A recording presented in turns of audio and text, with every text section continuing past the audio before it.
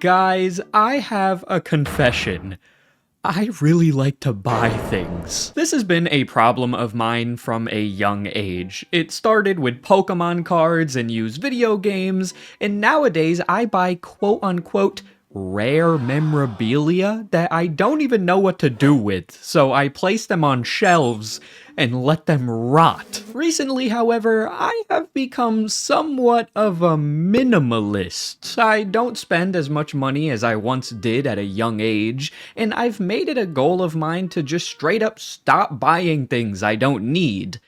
However, all of that got thrown out the window since I spent 2 weeks in Japan. When I tell you I spent an egregious amount of money, I am telling the truth. Every Pokemon Center, Nintendo store, retro game store, Studio Ghibli store, insert random franchise store that I went to was a trap that would lure me in and tell me to take out my credit card so I could buy tiny little knickknacks. Now that I'm back home, I've decided the best way to justify all the purchases I made was by making a YouTube video about them. So today I would like to show you all the weird, wacky, and cool Nintendo items I bought while in Japan. Also, I'm going to be entirely honest with you, although I made it sound like I bought multiple suitcases worth of things while in the country, I actually brought home way less than I thought I would. Now that does not mean that I didn't buy super cool items, because I did,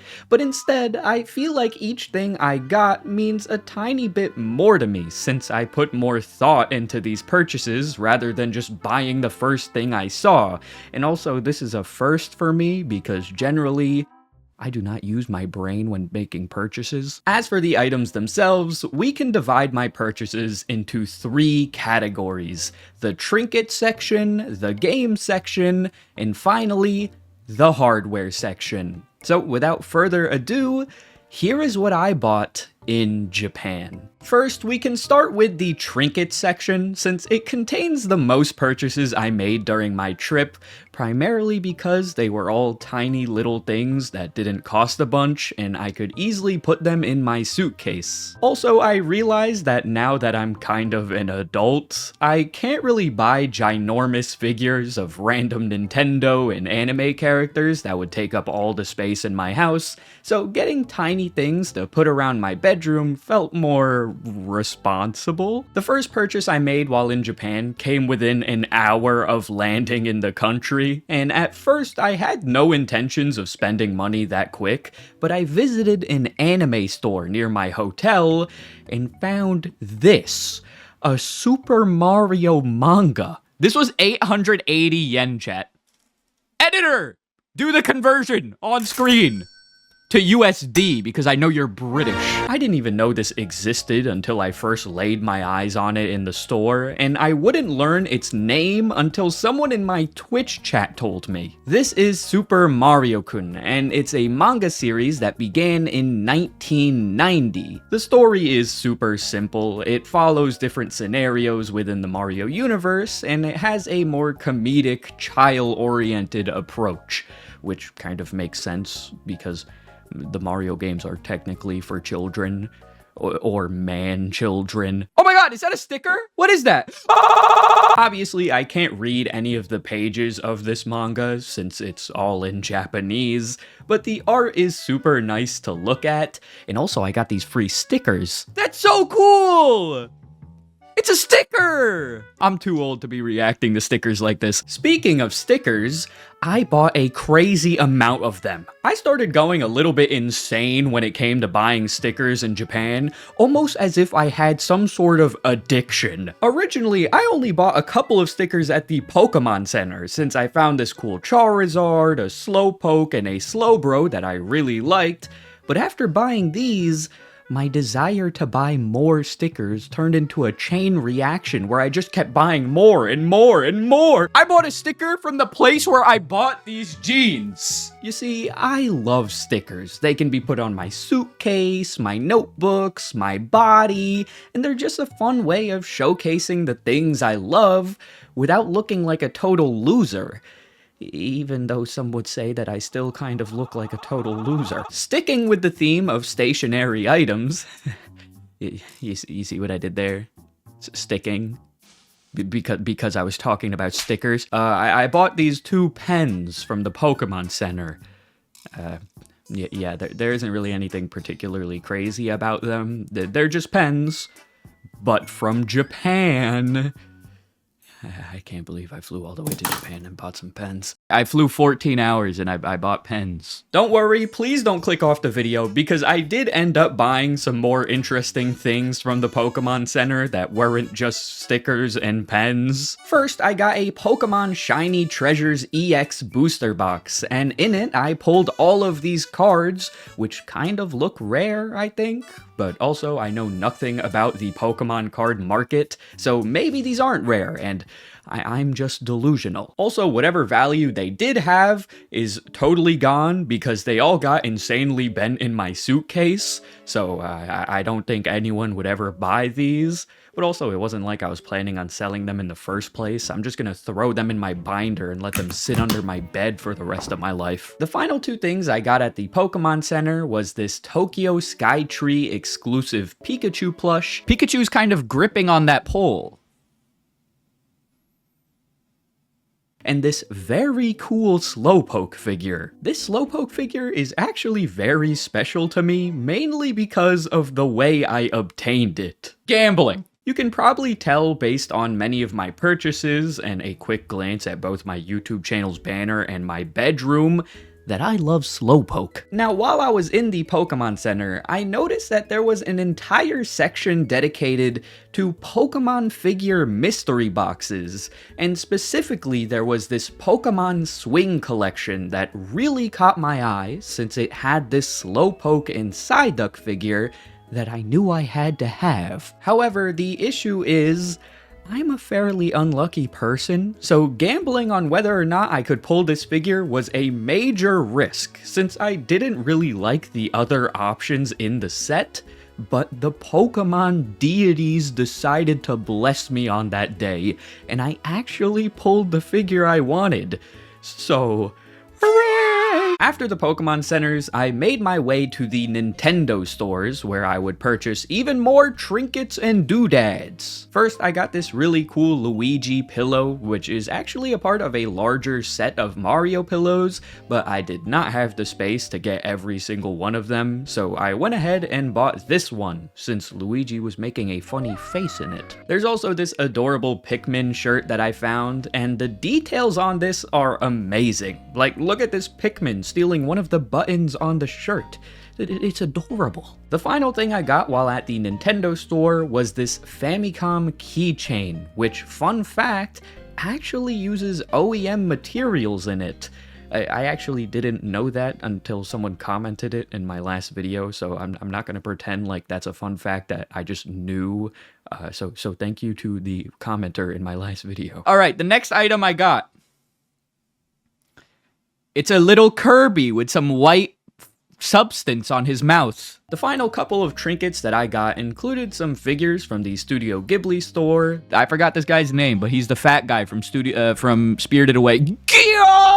This really cool Calcifer coaster, and then some more traditional Japanese souvenirs, like this little wooden guy and this raccoon that I need to censor because for some reason his doodads are out. Balls. Onto the game section, which shockingly does not have as many items as I expected it to. Going into this trip, I had plans of spending hundreds of dollars on all the games I love, but then it dawned on me that it made no sense to spend hundreds of dollars on the games I love, since I wouldn't be able to play them, because I can't speak the language. So due to this fact, I limited my purchases to strictly my all-time favorite games, and the ones that I thought would look best displayed in my bedroom. The very first game I bought was at Super Potato, and as I mentioned in my last video, I somewhat regret buying this game at Super Potato since I paid a disgusting amount. What made things even worse was I ended up finding this exact game at a cheaper price in another store, this game being Mother 1 and 2 for the Game Boy Advance. I am a massive fan of the Mother series, and I've always wanted to own physical box copies of the games, so when I set my eyes on this game at Super Potato, I kind of shut off my brain and simply went into spend money mode. Of course, I should have probably used my brain, since a day later I would find this exact game for around $60 at a book off, which is way less than what I spent. But you know what? I'm not that mad, since I can now always look back at this copy of Mother 1 and 2 on my shelf and remember that I bought it at Super Potato in Japan. And Loki got scammed. Continuing with the Mother series, the next game that I bought was Mother 3 for the Game Boy Advance. Funny enough, I could not find this game anywhere during the entire first half of my trip, and it wasn't until the final days in Tokyo when I would randomly stumble into it at a retro game store in Akihabara. Once again, I may have been ripped off a tiny bit with the price I paid, but I don't have that many regrets since the box is in excellent condition for the most part. Also, this game has been on my dream purchase list for years, so being able to buy it in person in Japan was a great experience. Now I just need Nintendo to release a localized version of it, because I've only been asking for a couple decades now. The final game that I bought on my trip was this boxed copy of Pokemon Silver at the bargain price of $35. Yup, you are hearing that correctly. I got this almost flawless looking, complete in box Pokemon Silver for less than an average meal at Five Guys. Now, there is a catch. The battery in the cartridge does not work, but for $35, I thought this was a purchase that was more than worth it, since changing a battery in a Game Boy game is a super simple thing to do. And also, I mainly wanted this game for the box anyways. Moving on to the final category of purchases I made, the hardware section. This is the area where I spent the most amount of money, and I must admit that I have zero regrets. If you watched my last video, then you already know that I bought 3 different 3DS consoles, those being the original Aqua Blue 3DS, the Pink Chopper 3DS LL, and then my beloved boxed Pokeball new 2DS LL. If you want to see the full story behind how I found these 3 consoles, then I highly recommend you check out that other video. However, these 3DSs are not the only consoles that I had my eyes on when visiting Japan, since I also had a short list of Game Boys that I really wanted to find. The first of which is this absolutely disgusting beat-up Game Boy Advance. The most clapped Game Boy Advance you'll ever see in your life. I have no clue what happened to this thing, I don't know what the past owner was doing with it, and I barely know what the original colorway was. But the reason I bought it was because it barely cost anything. For the longest time now, I've wanted to buy a Game Boy Advance that I could mod, but I never wanted to pay the eBay prices for a Game Boy Advance. So a major goal of mine while in Japan was to explore as many hard-off junk sections so I could find an old, disgusting, beat-up GBA that I could tinker with. And, that's exactly what this is. I was also able to purchase one of the greatest Nintendo handhelds of all time, that being the Game Boy Micro, or as I like to call it, the Game Boy average size. Or well, actually the Game Boy somewhat above average size. This Game Boy is a great size, okay? There were actually a ton of Game Boy Micros while I was in Japan, but the prices ranged from thousands of dollars to something more affordable like what I paid for this all-black model. I will say that I really wanted this Mother 3 Game Boy Micro that I saw at a book-off in Akihabara, but the price was out of this world. And then also, I saw a ton of the Pokemon Center Game Boy Micros, but once again, I don't think I can afford to take out a loan for a small handheld that was released in 2005. Nonetheless, I am more than happy with the Game Boy Micro that I ended up buying, since it's genuinely one of the best portable consoles Nintendo has ever made, and unironically, I've been carrying it with me everywhere since I've got back home. Alright, it is now time for me to talk about the final item that I bought during my Japan trip. And I'll warn you right now, that this console is one of the craziest purchases I have ever made in my life. I genuinely never expected to find this console for a price within my budget, and have always viewed it as one of those things that I would buy if I won the lottery. But somehow, I was able to stumble into it at a game store called Mandarake, where this console was just sitting there for a good price. You may remember me talking about the Kyoto version of Mandarake and how it had nothing, but this time around, I visited the Tokyo location, and while browsing the aisles, I made my way to the display case towards the front counter, which contained all of the rare items. There were Game Boys worth thousands of dollars, all lined up next to one another, looking amazing. But then, amongst all these Game Boys worth thousands, was this boxed 3rd anniversary Pokemon Center Game Boy Color for about $230. Boxed! Boxed!